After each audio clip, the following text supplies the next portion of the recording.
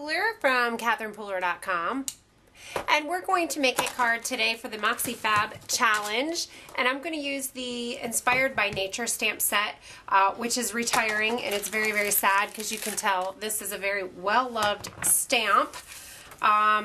Very first thing I'm going to do is wipe down my cardstock with my Embossing Buddy. That removes the static from my cardstock so that embossing powder doesn't get in spots that I don't want it. I'm going to ink this stamp up with my chocolate chip craft ink pad. Make sure we have some really good coverage here.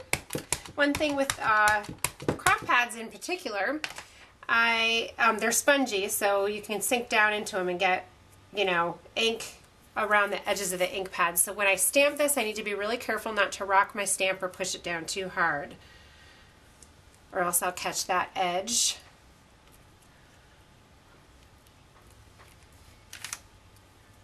Now we're going to go ahead and add the clear embossing powder.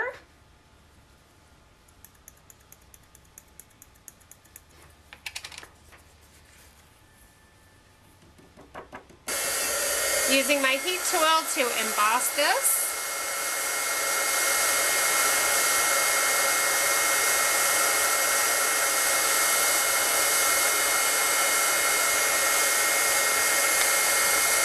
Now, because the craft ink stays wet for a while, it's lovely for embossing. So now I have a great, gorgeous, beautiful embossed image here. And I'm going to start sponging. So I'm using my Daffodil Delight ink pad first. And I'm just going to start sponging right down at the bottom. I'm using a circular motion to add my color. Next color I'm going to use is a little bit of pumpkin pie.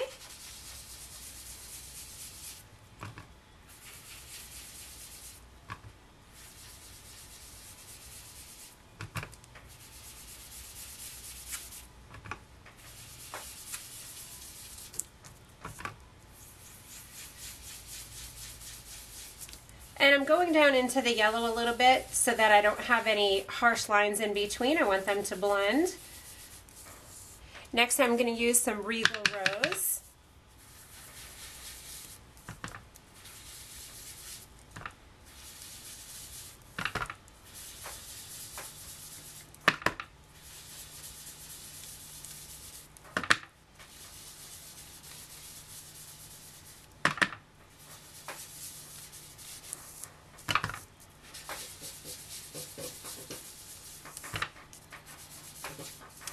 The last color I'm going to use is Rich Razzleberry.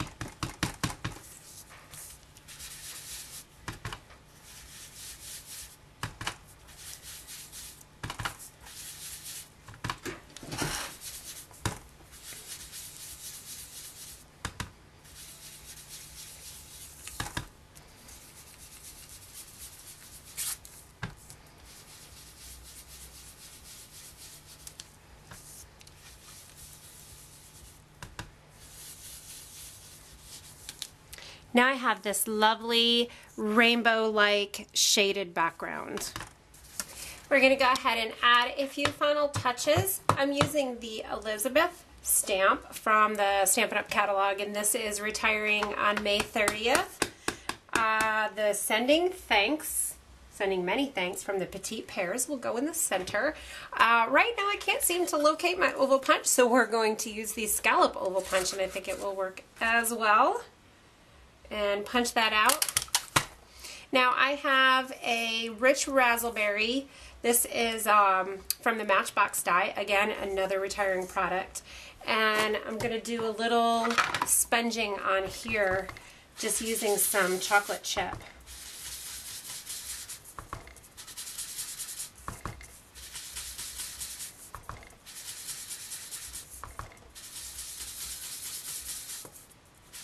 The oval will go ahead and add dimensionals to attach it to the Matchbox die label.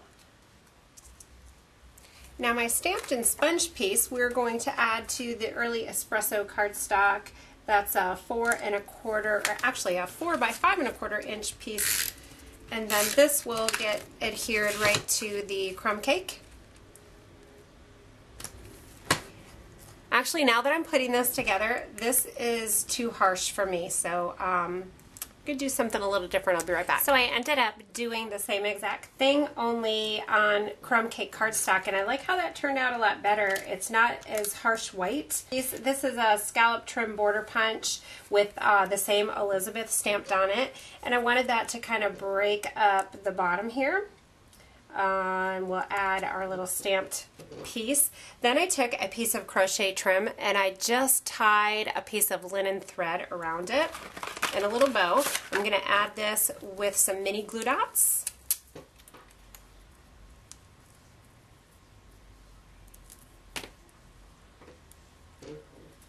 And then I have a little butterfly. This is from the Beautiful Wings Embosslet, and we'll just add that to the crochet trim.